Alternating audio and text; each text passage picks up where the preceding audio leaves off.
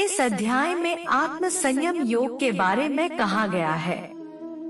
भगवान ने कहा, जो मनुष्य बिना किसी फल की इच्छा से नहीं, अपना कर्तव्य समझकर कार्य करता है, वही सन्यासी है और वही योगी है। न तो अग्नि को त्यागने वाला ही सन्यासी होता है और न ही कार्यों को त्यागने वाला ही योगी होता है। जिसे सन्यास कहते हैं उसे ही योग समझे, क्योंकि इंद्रिय सुख की इच्छा का त्याग किए बिना कभी भी कोई मनुष्य परमात्मा को प्राप्त नहीं हो सकता है। मन को वश में करने की इच्छा वाले मनुष्य को योग की प्राप्ति के लिए कर्म करना होता है और योग को प्राप्त होते होते सभी सांसारिक इच्छाओं का अभाव हो जाना ही कारण होता है। मन की शक्ति द्वारा अपना आत्म उत्थान करो और स्वयं का पतन न होने दो। मन जीवात्मा का मित्र और शत्रु भी हो सकता है। जिन्होंने मन पर विजय पाली है, मन उनका मित्र है, किंतु जो ऐसा करने में असफल होते हैं, मन उनके शत्रु के समान कार्य करता है। वे योगी जिन्होंने मन पर विजय पाली है, वे शीत ताप, सुख दुख और मान अपमान से ऊपर उठ जाते हैं। ऐसे योगी शांत रहते हैं और भगवान की भक्ति के प्रति उनकी श्रद्धा अटल होती है। वे योगी जो ज्ञान और विवेक से संतुष्ट होते हैं और जो इंद्रियों पर विजय पा लेते हैं, वे सभी परिस्थितियों में अविचलित रहते हैं। वे धूल, पत्थर और सोने को एक समान देखते हैं। योगी शुभ चिंतकों, मित्रों, शत्रुओं, पुण्यात्माओं और पापियों को निष्पक्ष होकर समान भाव से देखते हैं। इस प्रकार जो योगी मित्र, सहयोगी, शत्रु को समदृष्टि से देखते हैं। योग की अवस्था प्राप्त करने के इच्छुक साधकों को चाहिए कि वे एकांत स्थान में रहें और मन एवं शरीर को नियंत्रित कर निरंतर भगवान के चिंतन में लीन रहें तथा समस्त कामनाओं और सुखों का संग्रह करने से मुक्त रहें। योगाभ्यास के लिए स्वच्छ स्थान पर भूमि पर कुशा बिछाकर उसे मृगछाला से ढककर और उसके ऊपर वस्त्र बिछाना चाहिए।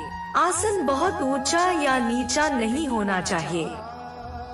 जो लोग बहुत अधिक भोजन ग्रहण करते हैं या अल्प भोजन ग्रहण करते हैं, बहुत अधिक या कम नींद लेते हैं, वे योग में सफल नहीं हो सकते। लेकिन जो आहार और आमोद प्रमोद को संयमित रखते हैं, कर्म को संतुलित रखते हैं और निद्रा पर नियंत्रण रखते हैं, वे योग का अभ्यास कर अपने दुखों को कम कर सकते हैं।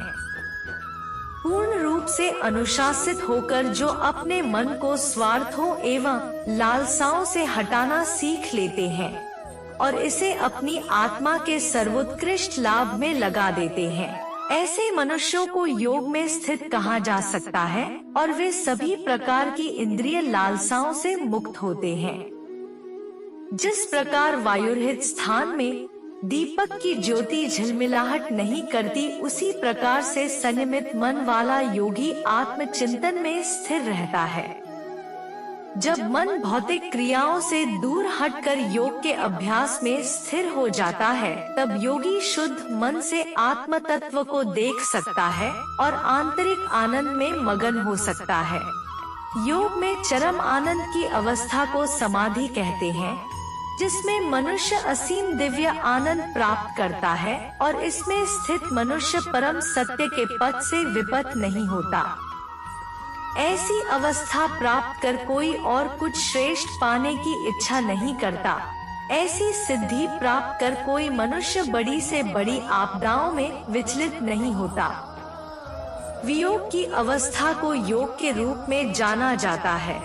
इस योग का दृढ़ता पूर्वक कृत संकल्प के साथ निराशा से मुक्त होकर पालन करना चाहिए। संसार के चिंतन से उठने वाली सभी इच्छाओं का पूर्ण रूप से त्याग कर हमें मन द्वारा इंद्रियों पर सभी ओर से अंकुश लगाना चाहिए। फिर धीरे धीरे निश्चयात्मक बुद्धि के साथ मन केवल भगवान में स्थिर हो जाएगा और भगवान के अतिरिक्त कुछ नहीं सोचेगा। जब और जहाँ भी मन बेचैन और अस्थिर होकर भटकने लगे, तब उसे वापस लाकर स्थिर करते हुए भगवान की ओर केंद्रित करना चाहिए।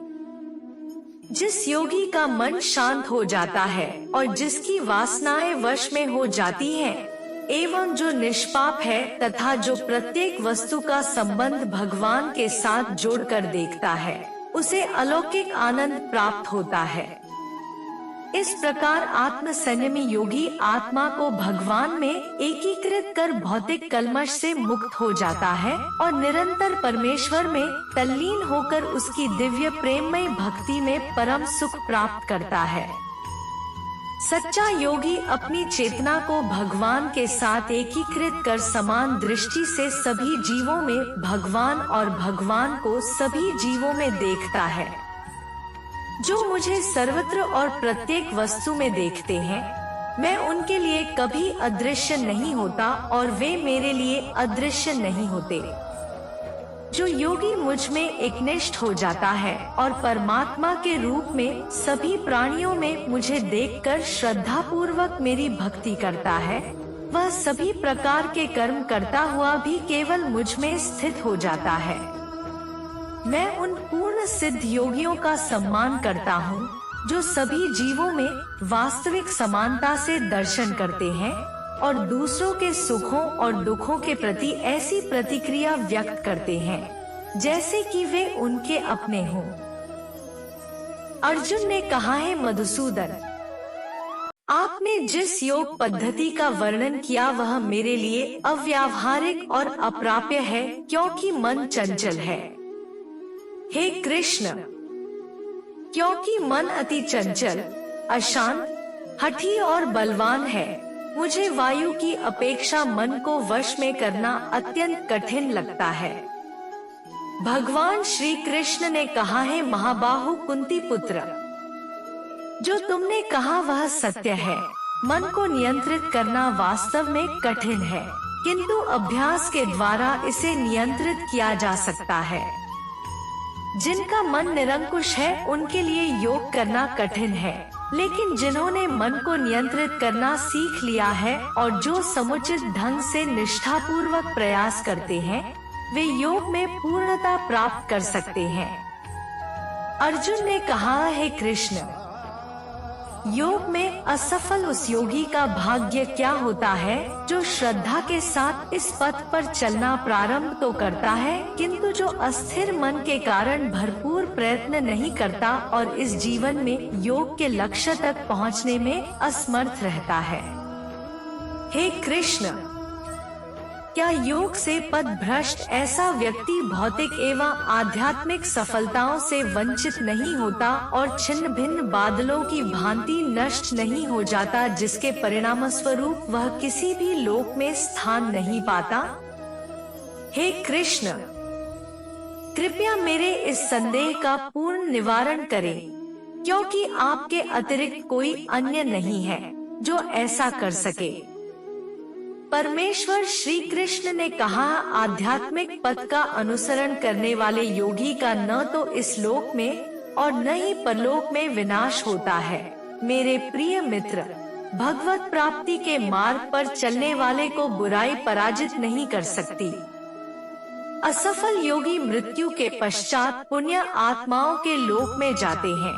अनेक वर्षों तक वहां निवास करने के पश्चात वे पृथ्वी पर कुलीन या धनवानों के कुल में पुनः जन्म लेते हैं, अथवा जब वे दीर्घकाल तक योग के अभ्यास से उदासीन हो चुके होते हैं, तब उनका जन्म दिव्य ज्ञान से संपन्न परिवारों में होता है।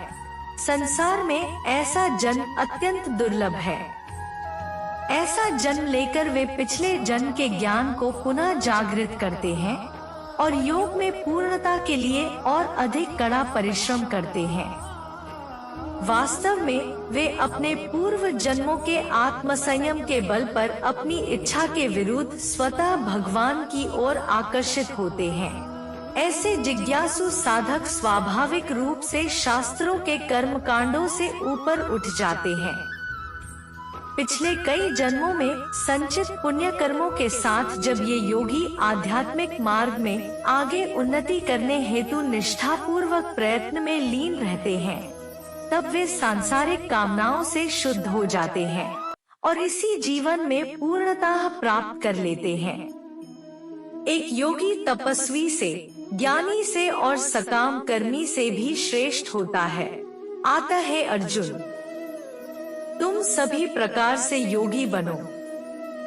सभी योगियों में से जिनका मन सदैव मुझ में तल्लीन रहता है और जो अगाध श्रद्धा से मेरी भक्ति में लीन रहते हैं, उन्हें मैं सर्वश्रेष्ठ मानता हूँ।